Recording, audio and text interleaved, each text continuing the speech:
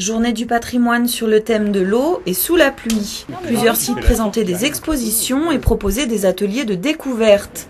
Au parc Borel, après avoir visité le château d'eau et l'exposition du Ciergue, on pouvait s'amuser à retrouver le fonctionnement d'un château d'eau à travers des expériences. Le long du canal EDF, place à un atelier sculpture. On essaie de faire des gouttes en pierre. On a poncé. Atelier papier à la bibliothèque, ouverte pour l'occasion, et enfin guinguette au moulin de Villancourt, avant le vernissage de l'exposition L'eau, les rêves. Angelo Di Mango, photographe plutôt habitué au paysage, présente 10 photos en noir et blanc de boules de neige. Ces boules de neige, pour moi, ça représente un paysage liquide, un paysage un petit peu étrange.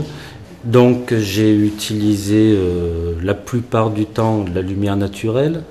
Je me situais près de ma fenêtre où je prenais des contre-jours. Parfois j'ai utilisé une lampe de poche pour créer des effets particuliers, pour enregistrer des bougées aussi, comme sur la photo qui se trouve derrière moi. Et ce qui m'intéressait dans tout ça, c'était finalement de porter un regard neuf sur un objet qu'on trouve souvent un petit peu d'un goût moyen quand on part en voyage, et essayer de le regarder totalement différemment. Voilà, donc ça a été ma contribution parmi mes 4 autres camarades à l'exposition L'eau, les rêves.